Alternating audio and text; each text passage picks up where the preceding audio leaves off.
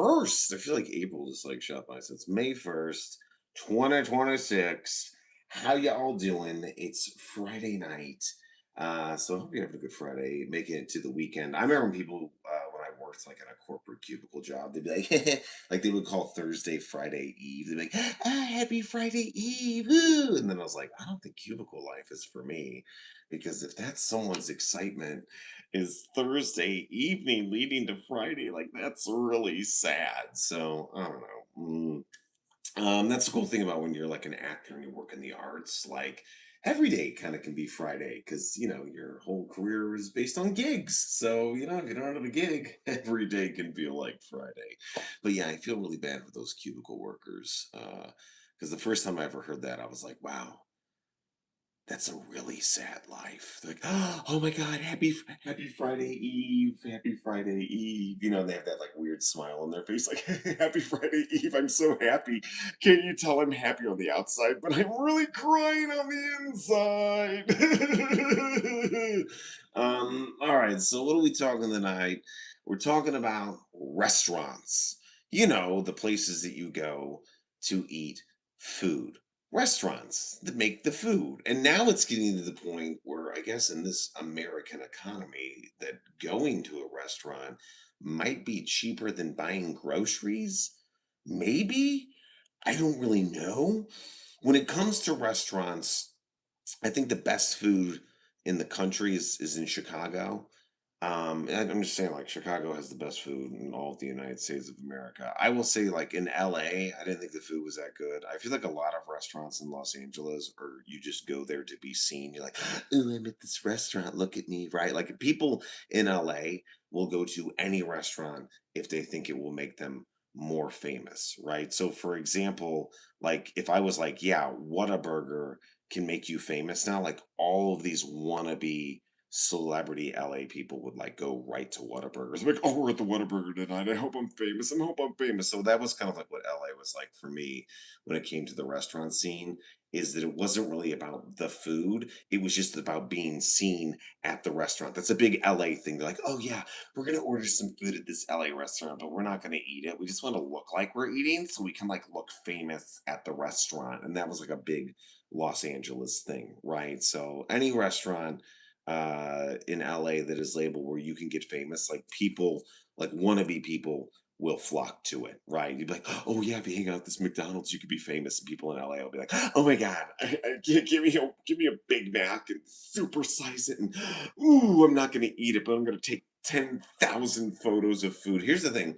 If you go out to eat with me, I will not wait for you to take a picture of the food. I'm just going to eat the food. I don't know why you need to take. I don't know, understand why people take pictures of their meals. Like, see, look, I ate. See, look, this is a plate of food. I ate my food. I took a picture of it. Isn't it beautiful? I like to look at this picture at night and think, oh, is the food still thinking about me? It's like, no, not really. But when it comes to restaurants, I don't really go out to eat that much anymore. If I do go out to eat at a restaurant, I go to like a fast food place because I'm just a very impatient person, right? Like if I go to a restaurant and that waiter or waitress hasn't given me a menu within like the first 5 seconds of me sitting down, I start to get a little I start to get a little anxiety, a little angry about that, a little impatient, right? I'm one of those people at a restaurant, like I can't enjoy my time at the restaurant because like most people, I'm watching the wait staff to make sure that I get my food in the right order. Because we've all been there, right? Where you're like, excuse me, I saw that that table got their food before me, and we were here before that table. So, like, where's our food? And unfortunately, I've been in those awkward situations, like where you have to say that, and it's kind of weird that I'm admitting it's like, yeah, I'm not really having a conversation with the person I'm sitting at during dinner. I'm actually just watching the wait staff to make sure, like, yeah, those people came in before me. They can have their food. That family, yep, they can have their food, and now we're kind of third in line to get our food, and we didn't get it. People are weird about food nowadays, though. It's really funny. Like, if people don't get their food in a certain amount of time in a restaurant, like they start to like kind of freak out to a really kind of weird, uncomfortable place. Like, I need my food. I feel like that's our primitive cave people thing, like kicking back on. But I will say this: I don't care for sit down restaurants. at all because I just don't like the wait, right? I like to go to Chick-fil-A, I like to go to McDonald's, I like to order from Pizza Hut. It's quick, it's cheap, it's easy. I don't know. I'll walk into a restaurant if I like. I've even done this thing where like I will pull into a restaurant, and if the parking lot is full, I will just drive right out because I'm not gonna wait. Right. Sometimes I will go to like crappy restaurants that nobody goes to because I know, like, okay, it's going to be speedy service, right? Like, we always make fun of old people for going to restaurants at like 3 or 4 in the afternoon for dinner. But then when you get to an age of like unpatientness, then you understand, it's like, well, no, now I go eat dinner at 3 o'clock and 4 o'clock in the afternoon to beat the rush, the dinner rush, because I don't want to be around all of those people. And that's like what restaurants have turned me into, is a person that's like, yeah, I'm going to have my dinner at like 3 in the afternoon because I just don't want to eat around people. I love eating in an empty restaurant by myself. That does not bother me at all. I actually prefer it, right? If I was going to start a restaurant business, I think what my business would be like, we just allow one customer and that's it. And you have to rent out the whole restaurant and you just get to eat by yourself in the center and nobody bothers you. And I think that would be probably the best restaurant experience that I could ever have in my lifetime. And I will say this too at a restaurant: if they mess up my order, I'm just gonna eat whatever they give me. I'm just one of those people. Like, I'm just gonna eat whatever you give me. Like if I ordered the steak and you give me the chicken, I'm just gonna eat it. I'm not gonna argue. I never understood people who argue with wait staff because these are the people that have access to stuff that's going to be going into your body, right? Like why would you talk down to a waiter or a waitress when it's like they're handling your food? That makes absolutely no sense at all. So yeah, that's my I guess rants on restaurants. You know, talking restaurants. Anybody out there listening, thanks. Yeah, we got a thumbs up there. That's good. I don't know. Comment below if you have a restaurant that you like or you prefer. I will say this as an American and as an Italian American, like I ate Italian food in Italy, in Europe, and I'm not gonna lie, you guys are gonna hate me for this. I was kind of just like, eh, I've had better in America. I'm one of those guys, like, I ate in Europe. Because people like go to Europe and they eat and they're like, "Oh, it was amazing. The food was amazing in Europe." And then I don't know, maybe I just had poor taste, but I like I ate in Europe and I was like, oh, that's cool. Great. I don't know. I feel like I could find the same thing here in the United States of America. I'm just saying. I'm just saying. My one big pet peeve too, when I was in Europe, and Europe is a beautiful country, has a lot of history, and I'm not knocking Europe, but I guess I am kind of knocking the food scene, is I didn't dig the coffee scene in Europe because everything is just like little shots of espresso. And I'm American. I like a venti cold brew coffee like in my hand, and I like to take all day to drink it. I don't want to take a shot of coffee like I'm taking shots of tequila at a bar. Like I'm not that on the go. So that kind of annoyed me because when I was in France and in Italy and Monaco, it's all just shots of espresso. And that's it. Like you can't just get like a cup of coffee like we do here in America. So that was my other big thing. But yeah, I'm not gonna lie, I think there's a lot of great places to eat here in America. They're awesome, but yeah, let me know in the chat. Like, what are your are you a chain restaurant? Do you like to go to mom and pop restaurants? Do you go to fancy restaurants? Do you go to fast food restaurants? Like, let me know in the chat below right now. Where do you like to go and eat? I'm gonna give you a second. If nobody responds, then we'll just end the 10-minute live stream show. Anyone? Anyone at all? No. That's okay. So I guess the moral of the story is that food in restaurants is, interesting. Is it more about the experience or is it more about the food? Mom and pop. Okay, so someone said mom and pop, some kind of steakhouse. I like steakhouses. I'm not gonna lie. I love it. I like Texas Roadhouse. I said it. I love Texas Roadhouse. I think it's delicious. And going to a Texas Roadhouse in Texas is a completely different experience than going to a Texas Roadhouse outside of Texas. Yeah, it is really good. right? It's really good too. I do like mom and pop restaurants. I do like this trend that we're seeing on TikTok now and like YouTube and things where like people are like filling up mom and pop restaurants with like tons of customers. I will say this is the one thing that always freaks me out about mom and pop restaurants is I'll watch TV shows like Bar Rescue and Kitchen Nightmares, and I'm not gonna lie, it completely freaks me out going to mom and pop restaurants when like Gordon Ramsay is like going through this like filthy restaurant or like John Tafford is yelling at a bar and there's like mold and bacteria and it's really disgusting. And then part of me is like, I think I'm just gonna keep going to the chain restaurants because maybe they're cleaner.